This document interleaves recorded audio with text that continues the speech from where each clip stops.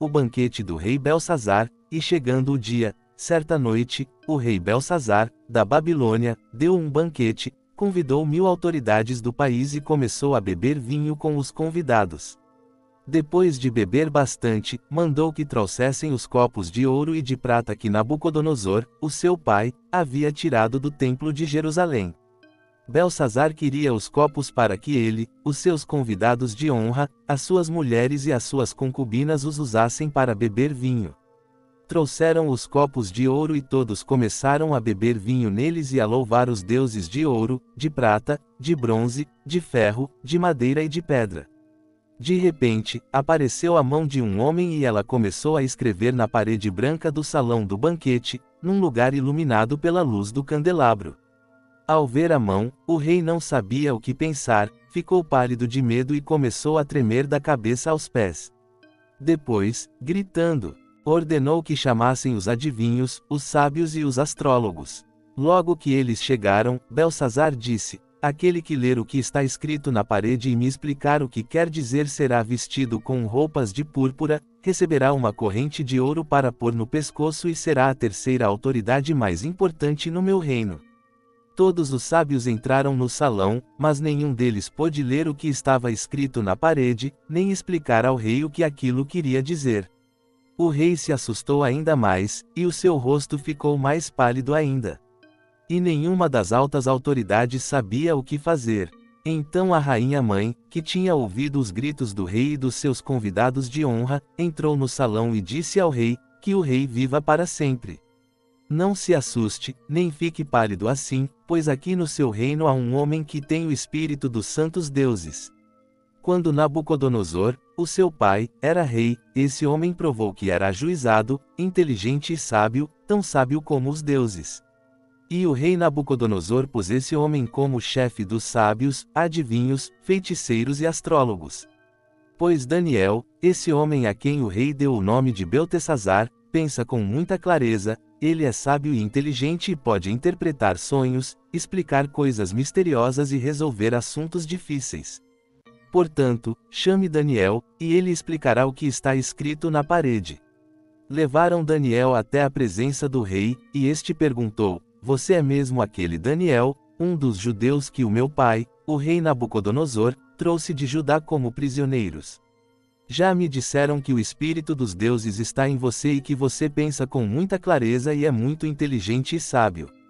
Há pouco, estiveram aqui os sábios e os astrólogos, que eu mandei chamar para que lessem as palavras que estão escritas na parede e me explicassem o que elas querem dizer.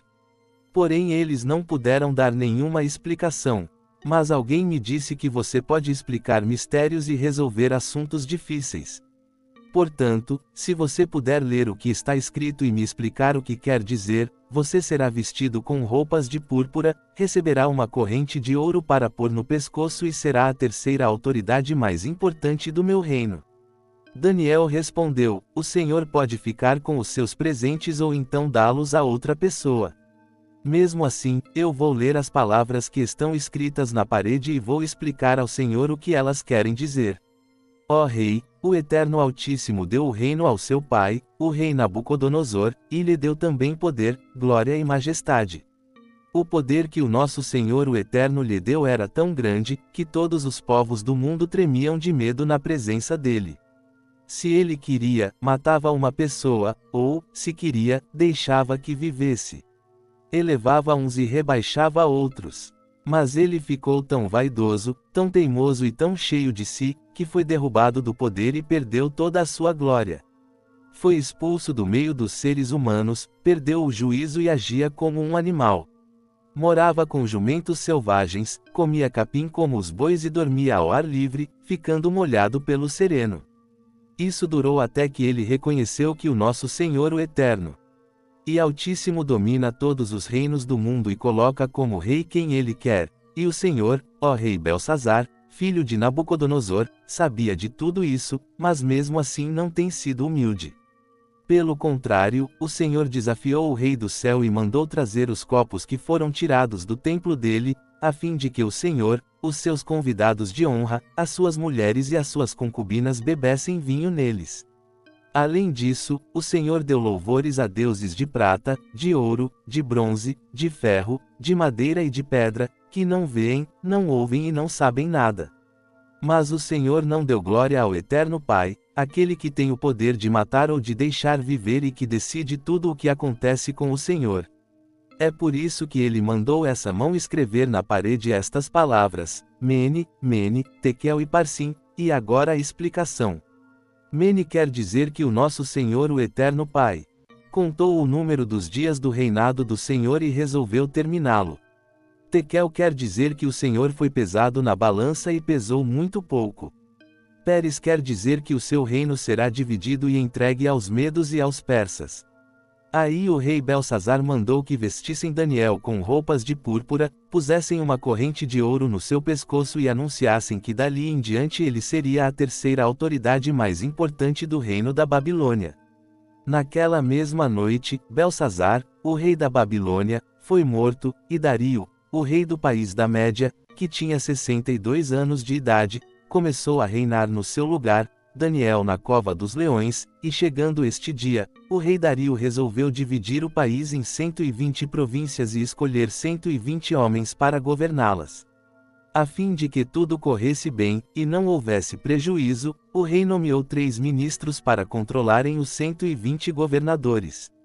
Um desses ministros era Daniel, e ele mostrou logo que era mais competente do que os outros ministros e governadores. Ele tinha tanta capacidade, que o rei pensou em colocá-lo como a mais alta autoridade do reino. Aí os outros ministros e os governadores procuraram achar um motivo para acusar Daniel de ser mau administrador, mas não encontraram. Daniel era honesto e direito, e ninguém podia acusá-lo de ter feito qualquer coisa errada. Então eles disseram uns aos outros: nunca encontraremos motivo para acusar Daniel, a não ser que seja alguma coisa que tenha a ver com a religião dele. Então foram todos juntos falar com o rei e disseram: que o rei Dario viva para sempre. Todos nós que ocupamos posições de autoridade no reino, isto é, os ministros, os governadores, os prefeitos e as outras autoridades, nos reunimos e concordamos em pedir ao Senhor que dê uma ordem que não poderá ser desobedecida. Ordene que durante 30 dias todos façam os seus pedidos somente ao Senhor. Se durante esse tempo alguém fizer um pedido a qualquer deus ou a qualquer outro homem, essa pessoa será jogada na cova dos leões. Portanto, ó rei, dê a ordem e a assine, a fim de que não possa ser anulada. De acordo com a lei dos medos e dos persas, essa ordem não poderá ser anulada. O rei concordou, assinou a ordem e mandou que fosse publicada. Quando Daniel soube que o rei tinha assinado a ordem, voltou para casa. No andar de cima havia um quarto com janelas que davam para Jerusalém. Daniel abriu as janelas, ajoelhou-se e orou, dando graças ao nosso Senhor o Eterno Pai. Ele costumava fazer isso 3 vezes por dia. Os inimigos de Daniel foram juntos até a casa dele e o encontraram orando ao nosso Senhor o Eterno Pai. Então foram procurar o rei a fim de falar com ele a respeito da ordem. Eles disseram: ó rei, o Senhor assinou uma ordem que proíbe que durante 30 dias se façam pedidos a qualquer deus ou a qualquer outro homem, a não ser ao Senhor. E a ordem diz também que quem desobedecer será jogado na cova dos leões. Não é verdade? O rei respondeu: é verdade, e a ordem deve ser obedecida. De acordo com a lei dos medos e dos persas, ela não pode ser anulada. Aí eles disseram ao rei: mas Daniel, um dos prisioneiros que vieram da terra de Judá, não respeita o Senhor, nem se importa com a ordem, pois ora ao Eterno dele 3 vezes por dia. Ao ouvir isso, o rei ficou muito triste e resolveu salvar Daniel. Até o pôr do sol daquele dia, ele fez tudo o que pôde para salvá-lo. Os inimigos de Daniel foram falar de novo com o rei e disseram: o Senhor sabe muito bem que, de acordo com a lei dos medos e dos persas, nenhuma ordem ou lei assinada pelo rei pode ser anulada. Então o rei mandou que trouxessem Daniel e o jogassem na cova dos leões. E o rei disse a Daniel: espero que o seu Senhor o Eterno, a quem você serve com tanta dedicação, o salve. Trouxeram uma pedra e com ela taparam a boca da cova. O rei selou a pedra com o seu próprio anel e com o anel das altas autoridades do reino, para que, mesmo no caso de Daniel, a lei fosse cumprida ao pé da letra. O rei voltou para o palácio, mas não comeu nada, nem se divertiu como de costume. E naquela noite não pôde dormir. De manhã, cedinho, ele se levantou e foi depressa até a cova dos leões. Ali, com voz muito triste, ele disse: Daniel, servo do Eterno vivo. Será que o seu Senhor o Eterno, a quem você serve com tanta dedicação, conseguiu salvá-lo dos leões? Daniel respondeu: Que o rei viva para sempre. O meu Senhor o Eterno mandou o seu anjo, e este fechou a boca dos leões para que não me ferissem. Pois o nosso Senhor o Eterno sabe que não fiz nada contra ele, e também não cometi nenhum crime contra o Senhor. O rei, muito alegre, mandou que tirassem Daniel da cova dos leões. Assim ele foi tirado, e viram que nenhum mal havia acontecido com ele, pois havia confiado em Senhor o Eterno. Em seguida, o rei mandou que trouxessem os homens que tinham acusado Daniel. Todos eles, junto com as suas mulheres e os seus filhos, foram jogados na cova. E, antes mesmo de chegarem ao fundo, os leões os atacaram e os despedaçaram. Então o rei Dario escreveu uma carta para os povos de todas as nações, raças e línguas do mundo. A carta dizia o seguinte: Felicidade e paz para todos. Eu ordeno que todas as pessoas do meu reino respeitem e honrem o Eterno Pai, que Daniel adora, pois ele é o nosso Senhor e Eterno vivo, que vive para sempre. O seu reino nunca será destruído, o seu poder nunca terá fim. Ele socorre e salva, no céu e na terra, ele faz milagres e maravilhas. Foi ele quem salvou Daniel, livrando-o das garras dos leões. E Daniel continuou a ser uma alta autoridade no governo durante o reinado de Dario e depois durante o reinado de Ciro, da Pérsia, a visão dos quatro animais ou monstros, e chegando este dia, certa noite, durante o primeiro ano de Belsazar como rei da Babilônia, Daniel se deitou na sua cama e sonhou e no sonho teve visões. Quando acordou, ele escreveu aquilo que tinha sonhado. Aqui está o que ele escreveu: No sonho que tive naquela noite, eu vi os ventos soprando de todas as direções e agitando as águas do mar imenso. De repente, saíram do mar 4 monstros enormes, diferentes uns dos outros. O primeiro parecia um leão, mas tinha asas de águia. Enquanto eu olhava, as suas asas foram arrancadas, e ele foi posto de pé para que andasse como homem. E foi dada a ele uma mente humana. O segundo monstro era parecido com um urso. Ele se levantou nas patas de trás e segurava 3 costelas na boca. E uma voz lhe dizia: Vai e coma muita carne. Depois, vi o terceiro monstro, e este era parecido com um leopardo. Ele tinha 4 cabeças e nas costas tinha 4 asas, como asas de ave. A este animal foi dada a autoridade para reinar. O quarto monstro que vi naquela visão era terrível, espantoso e muito forte. Tinha enormes dentes de ferro e com eles despedaçava e devorava as suas vítimas, o que sobrava ele esmagava com as patas. Esse monstro era diferente dos outros 3 e tinha 10 chifres. Eu estava olhando os chifres com atenção e notei outro chifre, menor, que nasceu entre os outros. 3 chifres foram arrancados para dar lugar a esse chifre menor, que tinha olhos, como os de gente, e uma boca que falava com muito orgulho. Continuei olhando e vi que foram postos alguns tronos. Num deles, assentou-se aquele que sempre existiu. A sua roupa era branca como a neve, e os seus cabelos eram brancos como a lã. O trono e as suas rodas pareciam labaredas de fogo, e de um lugar em frente do trono saía um rio de fogo. Havia ali milhares de pessoas que adoravam aquele que estava sentado no trono, e muitos milhões estavam de pé na presença dele. Começou o julgamento, e foram abertos os livros. Continuei olhando, pois o chifre pequeno ainda estava dizendo palavras orgulhosas. E vi quando o quarto monstro foi morto, e o seu corpo foi despedaçado e jogado no fogo. Quanto aos outros monstros, o poder que tinham foi tirado deles, mas não foram mortos, foi dado a eles mais um pouco de tempo para viverem. Na mesma visão que tive naquela noite, vi um ser parecido com um homem, que vinha entre as nuvens do céu. Ele foi até o lugar onde estava aquele que sempre existiu e foi apresentado a ele. Deram-lhe o poder, a honra e a autoridade de rei, a fim de que os povos de todas as nações, línguas e raças o servissem. O seu poder é eterno, e o seu reino não terá fim. As visões me espantaram, e eu fiquei preocupado com o que tinha visto. Cheguei perto de um dos que estavam ali e pedi que me explicasse o que eu tinha visto. Então ele explicou assim: os 4 monstros enormes são 4 reis que vão dominar o mundo. Mas o reino será dado ao povo do nosso Senhor o Eterno o Altíssimo, e esse povo reinará para sempre. Eu quis saber também a explicação a respeito do 4º monstro, que era diferente dos outros 3, que era terrível e tinha dentes de ferro e unhas de bronze, que despedaçava e devorava as suas vítimas e que esmagava com as patas aquilo que sobrava.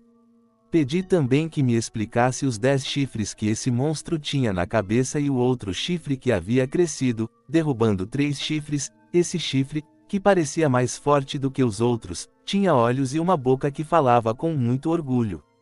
Enquanto eu olhava, esse chifre começou a lutar contra o povo do nosso Senhor o Eterno e estava vencendo, até que chegou aquele que sempre existiu. Ele julgou a favor do povo do Eterno Pai o Altíssimo, pois havia chegado o tempo de esse povo começar a reinar. A explicação que recebi foi esta: o 4º monstro é um rei, e o reino dele será bem diferente dos outros. Ele conquistará o mundo inteiro, destruirá todas as nações e as deixará arrasadas. Os 10 chifres representam 10 reis que governarão esse reino. Depois deles, aparecerá outro rei que será diferente dos primeiros, ele derrotará 3 reis. Ele falará contra o Eterno e perseguirá o povo do nosso Senhor o Pai. O Altíssimo procurará mudar a lei do nosso Senhor o Eterno, e os tempos das festas religiosas. O povo do nosso Senhor o Eterno será dominado por ele durante 3 anos e meio. Mas depois disso o tribunal o condenará, e assim ele perderá o seu reino, e o seu poder acabará para sempre. Mas o reino, o poder e a glória serão dados ao povo do Eterno Altíssimo, e eles governarão o mundo inteiro para sempre, todos os outros povos o servirão, todos lhes obedecerão. Aqui termina a explicação. Eu continuei muito preocupado com os meus pensamentos, e o meu rosto ficou pálido. Mas eu não disse nada a ninguém. A visão do carneiro e do bode. Então este dia chegou, no 3º ano do reinado de Belsazar, eu tive outra visão. Parecia que eu estava na beira do rio Ulai, em Sussã, uma cidade cercada de muralhas, que fica na província de Elão. De repente, vi perto do rio um carneiro que tinha 2 chifres compridos. Um deles tinha nascido depois do outro, mas era mais comprido. O carneiro estava dando chifradas para o oeste, para o norte e para o sul, e nenhum animal ou pessoa podia resistir ou escapar dos seus ataques. Ele fazia o que queria e ficava cada vez mais poderoso. Eu estava pensando nisso quando vi um bode que vinha do oeste, correndo tão depressa, que as suas patas nem tocavam o chão. Ele tinha um chifre só, bem grande, que ficava entre os olhos. Correu até o lugar onde estava o carneiro que eu tinha visto perto do rio e o atacou com toda a força. Eu vi o bode, furioso, atacar o carneiro e quebrar os 2 chifres dele, pois o carneiro não tinha força para se defender. O bode jogou o carneiro no chão e o pisou com as patas, e ninguém podia salvar o carneiro da fúria do bode.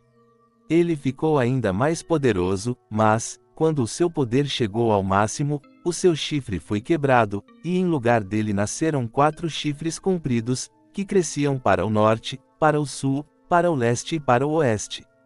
De um desses chifres nasceu um chifre pequeno, que foi crescendo e se estendendo para o sul, para o leste e para a terra prometida. Cresceu tanto, que chegou até o lugar onde está o exército do céu, que são as estrelas. Jogou na terra algumas delas e as pisou. Chegou até a desafiar o comandante desse exército. Acabou com os sacrifícios diários que eram oferecidos a esse comandante e deixou o seu templo todo estragado. Em vez do sacrifício diário, foi apresentada uma oferta nojenta. Ele acabou com a verdadeira religião, e tudo o que fez deu certo. Depois, ouvi 2 anjos conversando, e um perguntou ao outro: quanto tempo vai durar aquilo que apareceu na visão? Por quanto tempo essa oferta nojenta será apresentada em lugar do sacrifício diário? Por quanto tempo ficará estragado o templo e derrotado o exército do céu? E ouvi a resposta: tudo isso vai acontecer depois de 2300 tardes e manhãs, e durante esse tempo não serão oferecidos os sacrifícios. Depois disso o templo será purificado. Eu estava procurando entender o que tinha visto, quando apareceu na minha frente um ser que parecia um homem.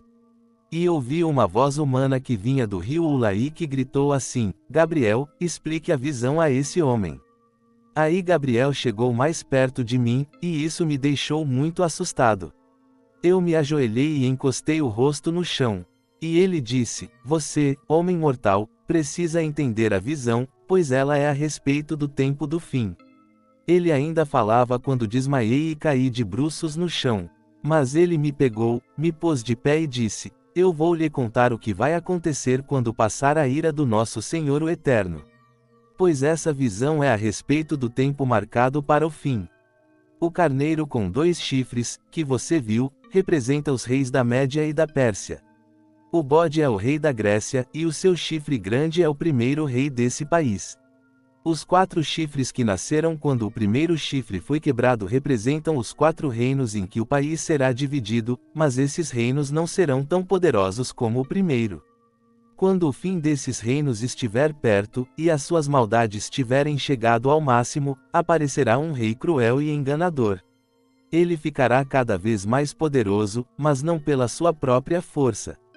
Causará destruições terríveis, acabará com povos poderosos e também com o povo do nosso Senhor o Eterno. Fará o que quiser e prosperará sempre. Com a sua presença, ele enganará a todos, ficará cada vez mais orgulhoso e matará muitas pessoas à traição. Finalmente, ele desafiará o nosso Senhor e Eterno, o Rei dos Reis, mas será destruído sem o uso de força humana. E Gabriel terminou assim: Você já ouviu a verdadeira explicação dos sacrifícios da tarde e da manhã. Mas não diga a ninguém o que quer dizer a visão que você teve, pois ainda vai demorar muito tempo até que ela se cumpra. Eu, Daniel, passei vários dias abatido e doente. Depois, fiquei bom e comecei a tratar dos negócios do governo. Mas continuei muito preocupado com a visão, pois não conseguia entendê-la. Daniel ele ora pelo seu povo. Então neste dia o rei, Dario, filho de Xerxes, do país da Média, era rei da Babilônia. No primeiro ano do seu reinado, eu estava estudando os livros sagrados e pensando nos 70 anos que Jerusalém ficaria arrasada, de acordo com o que o Senhor o Eterno tinha dito ao profeta Jeremias. Em sinal de tristeza, eu vesti uma roupa feita de pano grosseiro, sentei-me sobre cinzas, deixei de comer e orei com fervor ao Senhor o Eterno, fazendo-lhe pedidos e súplicas. Orei ao Senhor, meu Eterno, e fiz a seguinte confissão: O Senhor Eterno, Tu és grande e poderoso. Tu guardas a aliança que fizeste com os que te amam e obedecem aos teus mandamentos e sempre lhes das provas do teu amor. Nós temos cometido pecados e maldades, fizemos coisas más e nos revoltamos contra ti, desobedecemos às tuas leis e aos teus mandamentos. Não demos atenção aos teus servos, os profetas, que falaram em teu nome aos nossos reis, aos nossos líderes, aos nossos antepassados, sim, a todo o povo de Israel. Tu, ó Senhor, és sempre justo, mas agora sentimos vergonha, nós, o teu povo, tanto os que vivem na Judéia e em Jerusalém como os que tu espalhaste pelos países de perto e de longe. Tu fizeste isso porque eles se revoltaram contra ti. Os nossos reis, os nossos líderes, os nossos antepassados, todos nós temos pecado contra ti, ó Senhor, e por isso estamos envergonhados. Mas tu és misericordioso e estás pronto para nos perdoar, mesmo quando nos revoltamos contra ti. Desobedecemos a tua ordem, ó Senhor, nosso Eterno, e não seguimos as leis que nos deste por meio dos teus servos, os profetas. Todo o povo de Israel quebrou os teus mandamentos e não obedeceu às tuas ordens. Pecamos contra ti, e por isso fizeste cair sobre nós as maldições e as desgraças que estão escritas na lei de Moisés, servo do Senhor o Eterno. Tu cumpriste as ameaças que fizeste contra nós e contra os nossos líderes e nos castigaste duramente. Nunca, em lugar nenhum, houve uma desgraça tão grande como a que caiu sobre Jerusalém, e isso aconteceu de acordo com o que está escrito na lei de Moisés. Mas mesmo assim nós não temos abandonado os nossos pecados, nem temos nos esforçado para seguir a tua verdade, não fizemos nada para agradar ao Senhor, o nosso Eterno. Portanto, tu, ó Senhor, preparaste esse castigo e o fizeste cair sobre nós. Tu és o Senhor, nosso Deus, tu és justo em tudo o que fazes, e nós não temos dado atenção às tuas ordens, ó Senhor, o nosso Eterno. Tu mostraste o teu grande poder quando tiraste o teu povo do Egito, e a fama que ganhaste com isso continua até hoje. Mas nós temos pecado e feito o mal. Ó Senhor o Eterno, tu és misericordioso, portanto, não continues irado e furioso com Jerusalém, que é a tua cidade e o teu monte santo.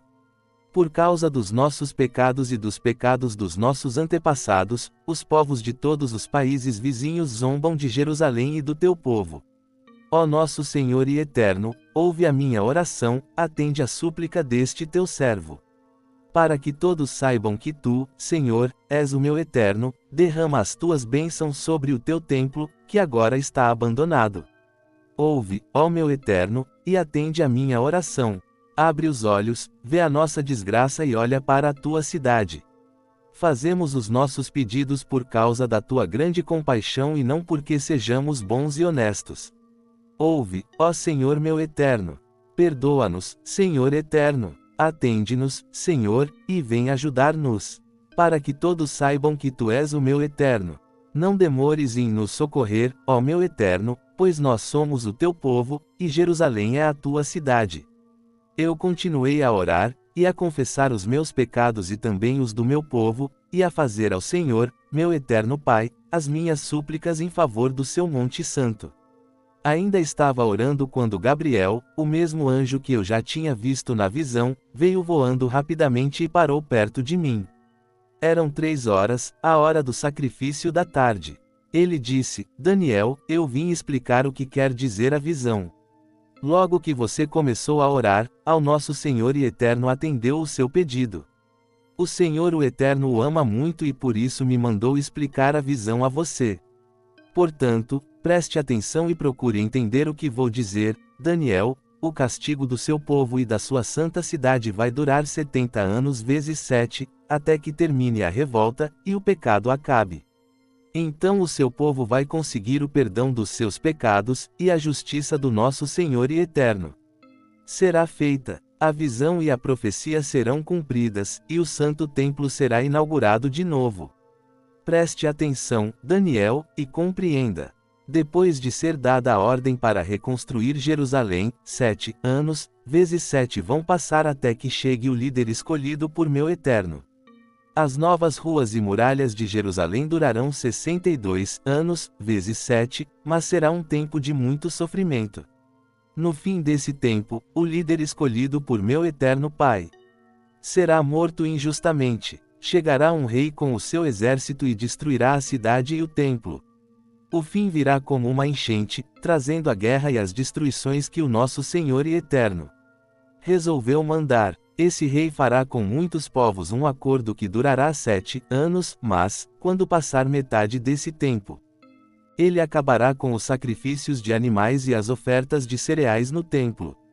O grande terror será colocado no lugar mais alto do templo e ali ficará até que aquele que fez isso seja destruído, conforme o meu Eterno Pai, que está no céu resolveu. A visão de Daniel na beira do rio Tigre. E então, chegando este dia, durante o 3º ano de Ciro como rei da Pérsia, eu, Daniel, também chamado de Beltesazar, recebi uma mensagem do nosso Senhor o Eterno. A mensagem era verdadeira, mas muito difícil de entender. Eu recebi a explicação por meio de uma visão. Naquela ocasião, fiquei de luto por 3 semanas. Durante aquele tempo, não comi nenhuma comida gostosa nem carne, não bebi vinho e não penteei o cabelo. No dia 24 do 1º mês do ano, eu estava na beira do grande rio Tigre, quando, de repente, vi um anjo vestido com roupas de linho e usando um cinto de ouro puro. O seu corpo brilhava como pedras preciosas, o rosto parecia um relâmpago, os olhos eram como tochas acesas, os braços e as pernas brilhavam como bronze polido, e a voz soava como o barulho de uma multidão. Eu fui o único que vi essa visão. Os meus companheiros não viram nada, mas ficaram apavorados, e fugiram, e se esconderam. Eu estava ali sozinho enquanto via essa visão impressionante. Fiquei pálido de medo e perdi as forças. Quando ouvi o anjo falar, desmaiei e caí de bruços no chão. Aí a mão de alguém me levantou, e eu fiquei de joelhos, apoiando-me nas palmas das mãos. E o anjo me disse: Daniel, servo do Eterno, ele o ama muito e me mandou falar com você. Fique de pé e preste atenção no que vou dizer. Então eu fiquei de pé, tremendo dos pés até a cabeça. Aí ele disse: Não fique com medo, Daniel, pois o Eterno ouviu a sua oração desde a primeira vez que você se humilhou na presença dele a fim de ganhar sabedoria. Eu vim em resposta à sua oração. O anjo protetor do reino da Pérsia lutou contra mim durante 21 dias. Mas Miguel, um dos anjos-chefes, veio me ajudar, pois eu estava lutando sozinho contra os reis da Pérsia. Agora, eu vim explicar a você o que vai acontecer com o seu povo, pois essa visão é a respeito de coisas futuras. Enquanto ele me dizia isso, eu fiquei calado, olhando para o chão. De repente, um ser parecido com um homem tocou nos meus lábios, aí comecei a falar e disse ao anjo que estava na minha frente: Meu senhor, essa visão me deixou aflito, e estou me sentindo fraco. Como é que eu, o seu criado, posso falar com o senhor? Estou completamente sem forças e quase não posso respirar. Então ele me tocou de novo, e com isso senti as minhas forças voltarem. Ele disse: Que o Eterno o ama. Portanto, não fique com medo.